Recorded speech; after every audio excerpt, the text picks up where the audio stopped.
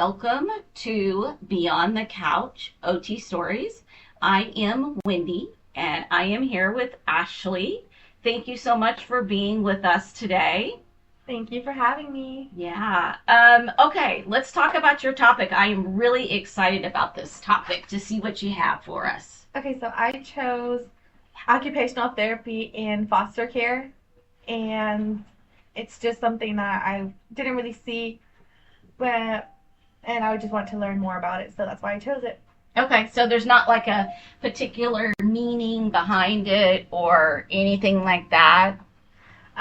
So I think it came back to like the first day of school when we were talking about how different, like all of the different settings that OT was in, and we just foster care was not included, and Yeah. I was just kind of thinking like, okay, so what happens to the kids who don't have somewhere to go or have lost their family members or it's just unsafe to be at home. So that's Yeah. why I chose foster care. Well, it's really interesting. I have worked with a couple, well, I guess three that were foster cares that were actually adopted by their families. And I'll be really interested to see what you have to say about it. One, I'll share a couple of stories that I've had experience in working with these children and just kind of see it's uniquely different, I think, when you're working with a child who's been in the system and who has these injuries that you can't see, right? These disabilities. So let's go on and get started. I'm going to let you start us off. Okay, yeah. So whenever I was researching what foster care is, I said, okay, let me just go ahead and start with like the definition of what it is. Okay. And what I found was it is temporary guardianship or custody for children whose parents that have passed away or maybe their parents are unable to look after them. Mm-hmm. And the living environment is pretty unsafe for the well-being of the child. It can be sometimes maybe there was drug usage or maybe there's abuse or some trauma and neglect. And so I was just. Did you find any percentages of uh, children or any statistics? I did. I found that within a year, the child changes maybe their foster home maybe around 3 to 4 times. So they don't Wow. have anything stable, Mm-hmm. which is like even more upsetting because it doesn't help fix the problem of them like not having a home. Yeah, and I think, my only reference that I have is movies and the children that I have watched. And I know that some of the movies are really, really heartbreaking in that, these children can get left or are been be told in a moment's notice, okay, this isn't working out, and they are leaving. I'm trying to think. There was a movie recently where, or maybe it was a podcast. I can't remember. But anyway, this foster parent was just taking the money from the state, and the child went missing. And just really, really sad situation. They ended up, the child uh, was murdered and unfortunately put in a like a big tub and buried underneath concrete underneath somebody's house. It's just really horrible. So, yeah, I agree. It's not a good system right now. And I can imagine like things like that happen all the time Mm-hmm. for those who are in foster homes. And for those who aren't in foster homes, just like the percentage of the child making it out, unfortunately, it's just, I feel like it's getting worse and worse every year. Why do you think that would Um, be? just because no one's really advocating and like the system must be so difficult to navigate. And Mm-hmm. it's like, who are you going to go ask? And like, what do you ask? And the requirements that are needed. So, Do you happen to know what the requirements are just by chance? no, I don't. Okay. I didn't. I don't know the requirements to it, but I can just imagine. Like, I'm thinking about the healthcare system just by itself. Mm-hmm. And so that by itself is just its own thing. So, Yeah, it's definitely a hot mess. yeah. For sure. Well, I know that I did have a acquaintance that I knew that her and her husband became foster parents of, I think it was three siblings, and then they ended up adopting them. And they have, it's a pretty rigorous, like you have to go through background checks and credit checks and criminal background, all of this other stuff, and home studies. Um, and then, unfortunately, because these caseworkers are so overworked and overwhelmed and everything else, some of these kids fall through the cracks. Yeah, and then they age out of place too. Yeah. So the transition from already not having a stable home, and then now you have to be an adult and do everything on your own and find your own job, find your own place, pay for your own bills, your own food, gas, transportation, and then education. Well, and It's not especially fair. when you haven't been given or taught those skills that are needed. Because I mean, there's, what was it? There was that one story about the child, the kid who was, well, there's a couple of them that have made movies or Lifetime movies that, they were homeless and they ended up getting into Harvard or and then became very successful. Those are the minority that actually happen. What happens to a lot of the other ones that are out there? So maybe you have some information on those you could talk about. What happens to everyone else? Yeah, what happens to I think everybody I else? honestly think the cycle just continues.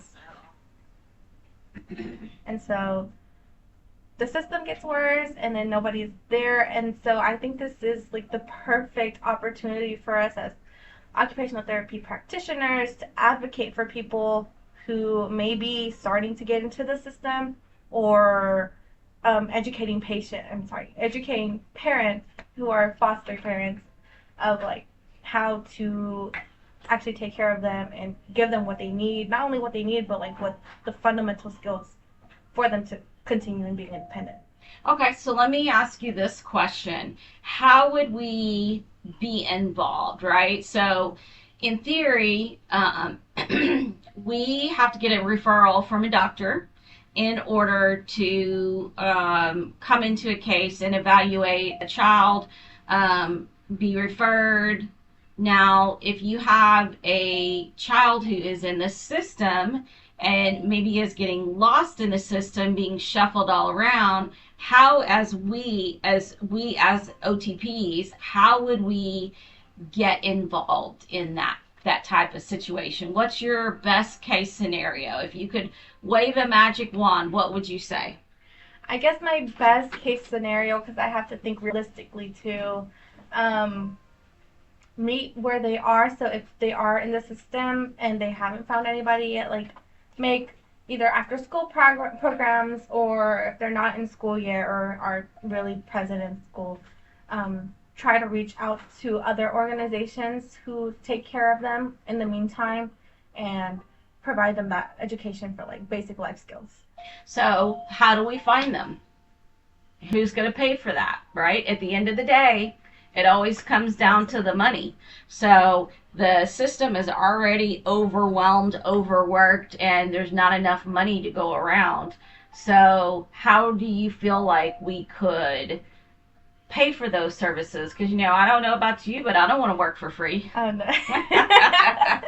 No one wants to work for free. Yeah. And I think that's my biggest challenge, is finding those places for them. And it's very difficult to start. But my first idea was maybe going to maybe other professors or maybe coworkers or colleagues and kind of navigate with them and interact with them to see if they have anybody that they know or any programs that they know. It's all about networking at the end of the day, for anything, for any job, any profession, because you might think you know everything, and then the next person might have like a sliver of information, and then I don't you're know like, anybody knows everything. I know, but I know some people who think like that. Oh, well, that's a totally different That's a story. different convo. Yeah, that's a whole different conversation. But I think networking first, seeing maybe with like our, or sometimes like when we're like treating patients, some parents have some great information and conversations just naturally fold over. So So, where would these kids be living? How would we get access to them? What's your ideas on that? a great question. Thank you. I wish I had a great answer. I just realizing how difficult this topic was. Yeah, you don't It's realize so it until hard. you get all the way through. Yes. I mean, in theory, the government really is trying to I don't know if I want to say advocate, but I know that AOTA and TOTA are trying to advocate for OTs to get paid for mental health. That could potentially be an avenue of, some mental health facilities, because I mean, I would probably imagine that these individuals would have some mental concerns, with, some of it may be great, right? And that would totally not be an issue, but there are other ones that, like you had said, are abused. And so I think that maybe if, like, I know in my area there is a state home, so having access to that type of facility could potentially be a good avenue to pursue. I don't know how many of those. I know that there's that one, and then I think there's a different one. I don't know. It's some type of home, children's home. So maybe that's where, like, I know that at the state school they do have OTs there. I don't really know what they work on, but yeah. So you would say a state home? Yeah, I mean, if some type of group home would maybe a be group home. probably the best access to these individuals. Um, and like, we're not psychologists, we're not psychiatrists, we don't diagnose, but how would we treat them? If they're individuals and we're seeing them in the home setting, right, we can look at the whole individual, and say, okay, this is what your goals are, this is what we're going to address. When you're in the school system, you work on how can that child function in the classroom. So if they're in a group home, like, what type of things do you feel like they could address, or what we could address with that setting, in that setting? In a group home? Yeah, in a group home. Wow. Well, I did see for like different kind of setting, and I like how you said that, because when I was researching what kind of areas they can be in where we could help them, there is this website called Communities and Homes, and they kind of redirect children from K through 12th grade, and they provide different services for them. One of the services is, so they have this own process. So like the first step would be, it's the school system asks communities and schools to help design, and they assign a site coordinator, and then from there the site coordinator would develop a plan. And so the site coordinator's job is to make sure that they have an individual, a person for each kind of the services that they would need. So they have mentors, they have tutors, they have food bank, they have family counseling, health services, job shadowing, which I thought was great because people don't think about jobs that much, college visits, and then service learning. So their focus was, like you said, trying to get the child. Oh my goodness, trying to see the whole individual. Mm-hmm. And so they start off with having accessibility to each one of those little services. Okay. So that's at least for school home. But for group home, I guess it really kind of varies based on, like, the I don't want to say the payer source, but, like, is it a state group home? Is it, I don't know if they have these for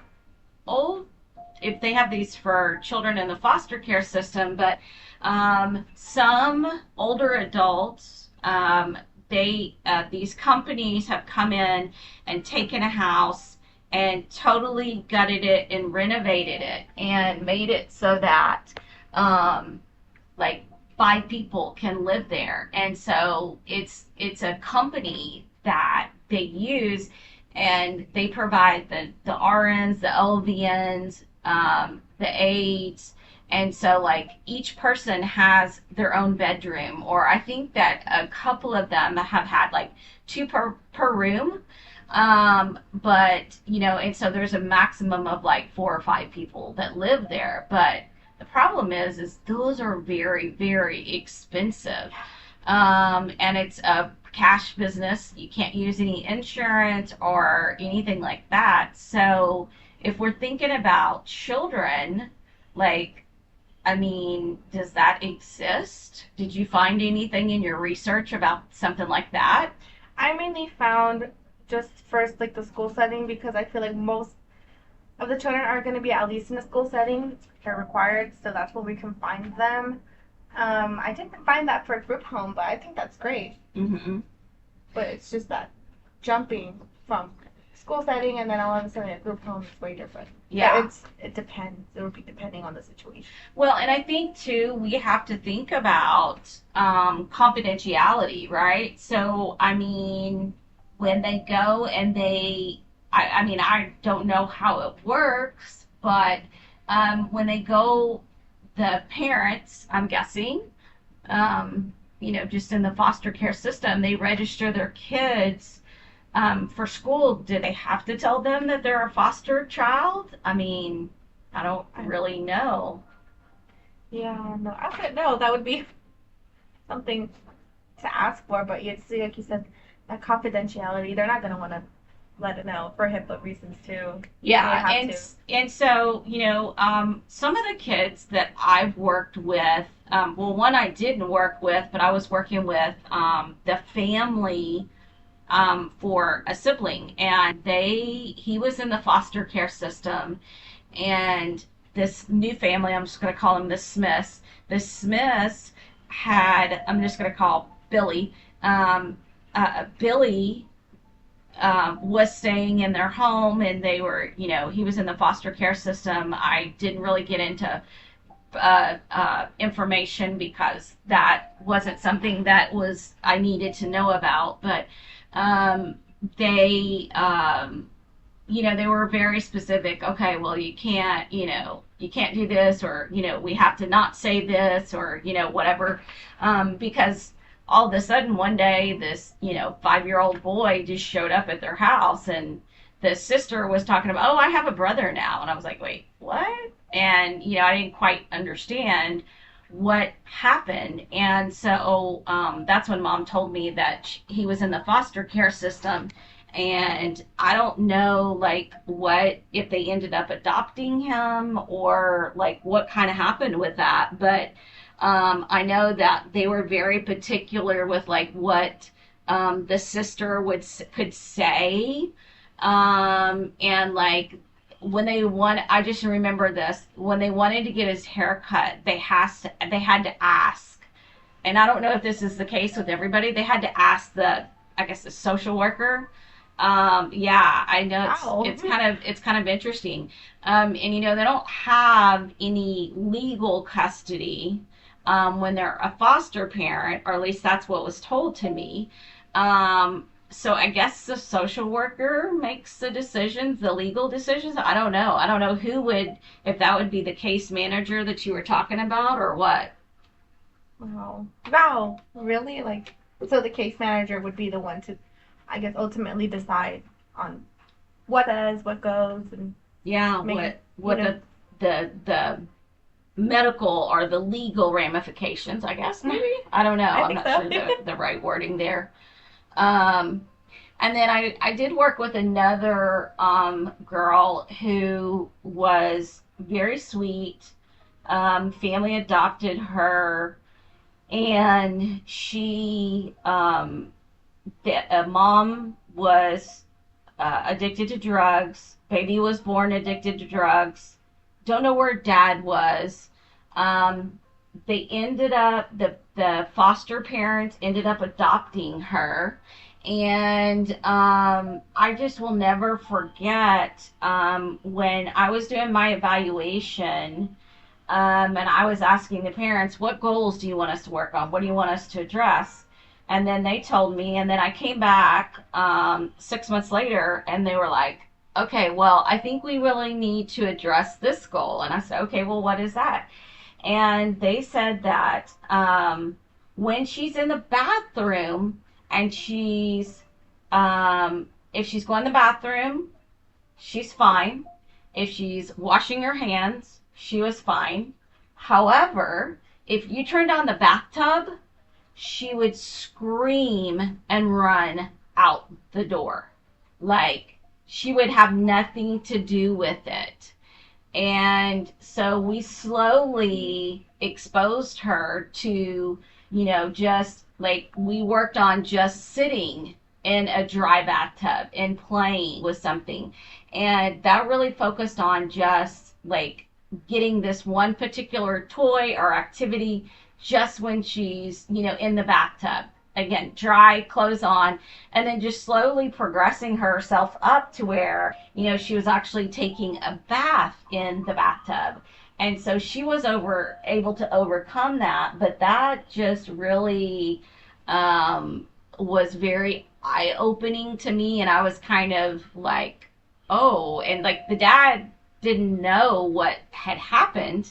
Um, but obviously there was some type of trauma. I was just gonna ask if you thought it was related back to trauma. Oh yeah. Maybe to like the abuse, or maybe if she experienced abuse or not with her biological family or her like how she grew up, which I would assume so because that's not normal. Well, and I mean, I guess technically it could be that it was either her biological parents, it could be another set of foster parents. I don't know. I don't know where like she was in the rotation. If this was like her first home or her 15th home. She did have a lot of behavioral problems, but this family was amazing and really did a great job of being able to work through some of that. So those are, just a couple of the stories of, and then I think another child that I had was, again, born, unfortunately, addicted to drugs. And she had a lot of behavioral issues too. I don't know about any trauma because I think that she was taken like at birth, and put into a foster home or somehow got with a parent that adopted her. And so I really don't know any other stories like that. But I thought that bathtub was pretty interesting for sure. Yeah, and when I was looking up maybe like what kind of interventions we could do, the first thing that I kind of thought by myself was, okay, well, we have to take away the stigma from being either a foster parent or like having the children. Like, we have to take away the stigma from them because at the end of the day, we don't know a lot about them. And so, whenever like you described that she would behave certain ways, like at the end of the day, it's just them trying to communicate. Yeah. So we have to approach it in a different way, and it's gonna look different for everyone. But starting with an open mind at first, seeing how we can like, help them with, depending on the setting, also too, for classroom, or if just help them stop maybe aggression behaviors, or maybe like help them become like more, I guess you could say, more communicative in a way that everyone can understand. Well, and I wonder, who do you feel the stigma is with? Do you feel it's with the OTs? Because in theory, we should not be judging anybody, but not the OTs. But like the community, the society as a whole, is that where you feel like it's coming from? I think it's coming from the society as a whole, because I think people are just looking at these children like very sad, kind of like a pathetic feeling, instead of trying to empathize and sympathize with them. And then also, I have seen some videos of where so it was like a foster parent giving an interview, and they were asking them why did you end up choosing, because this is the life you choose if you want to be a foster parent, something you choose. Um, and they were kind of asking them like, oh, like why did you choose to do that? Like when you could have done like anything else. And so it was kind of saying like you're only doing this because you feel bad for them, like not because you truly care. And I'm just there's a lot of stigmatism, negative stigmatism, in both the children and like the parents, the foster parents that choose to foster them. So that's where I mean, I don't think OTs would Okay. do that. Okay. Yeah, I hope Good. not. I I hope really hope not. not. That's not. Yeah, I hope not too. But I see it from both those ways. Yeah. Well, and I mean, what's a good reason to want to be involved in this system? What do you think? I think people truly care and they want to see children thrive at the end of the day. Whether if they can help out temporarily or, even if they don't end up adopting them, at least for a moment they have some guidance or they have somewhere to be.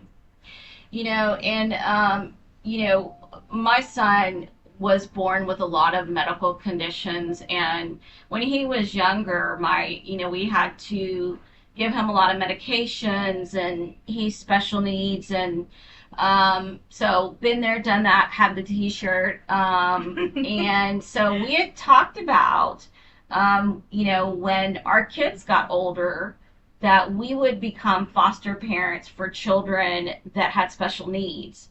And, because like I said, it takes I had to learn how to insert an NG tube in my son's nose, put it down to the stomach. I was taking him back and forth to many doctors and, all of that kind of stuff. But, it just hasn't materialized. Life happens and things happen. And, so yeah, it hasn't quite happened, and I don't really know because my husband and I are getting older if that's like something that we would want to do. But like, what kind of interventions would you focus on for this population? So let's just say you could wave your wand, you had a program that you had a community home where you could work as an OD and get paid decently. What would your interventions, what kind of focus would you focus on?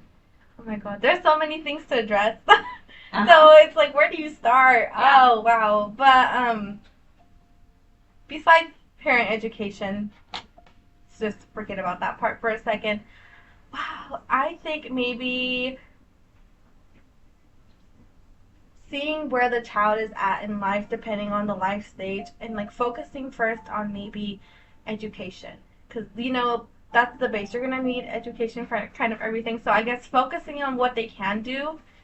So they'll most likely be in a setting like in a school setting, so it's like, okay, let's focus on your education first, and then that's what you do at school, and then when you come back home we can talk about learning how to be social and how to talk to people and express yourself, and then how to take care of yourself. I mean, it depends for how old the child is too, but kind of seeing where they are. I'm kind of going back to like the CDC milestones, but like Yeah. meeting where they're supposed to be Yeah. and like focusing on that. Well, and I think too, you'd mentioned, parent education and stuff like that. But again, assume they're in a community setting where, like, they live in a group home where, there's adults, there's no parents there per se. Or if maybe they are in school, like, we're limited as to what we could do in a school setting, versus like a home setting, and even versus a group setting, right? Like, there's different dynamics. So just pick one of those that you would like to. So let's just say you have I don't know, let's say you have a 7-year-old that is living in a group home. What would you work on with them?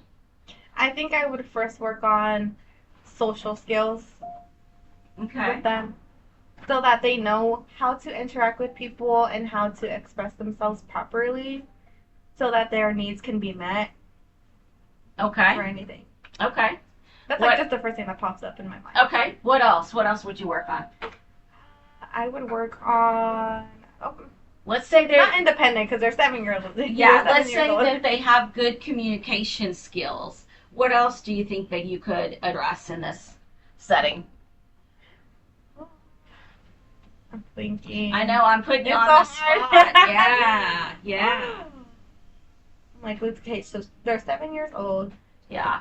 So, and you have to realize, right, they have some past trauma, most likely, not always. They may be addicted to when they're born. They may have some physiological as well as neurological problems. Which could potentially lead to sensory problems, which could lead to learning disabilities, which could lead, we could just keep going and going and going.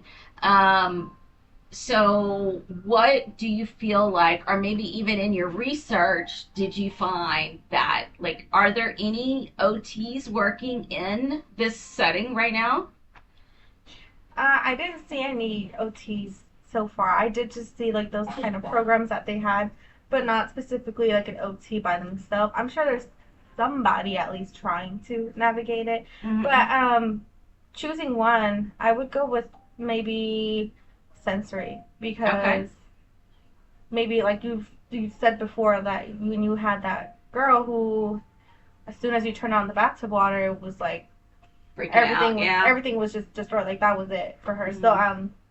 going back to maybe their sensory needs if they have any, which maybe they do, because I think it ties back to like the trauma, if they have trauma, which I assume a lot of them would, and maybe abuse, and then also because like some of them could be addicted to whatever.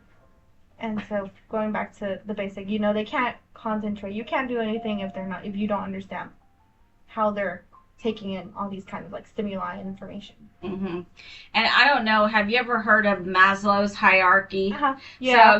you have to have the physiological foundation in order to go up the pyramid of different things. And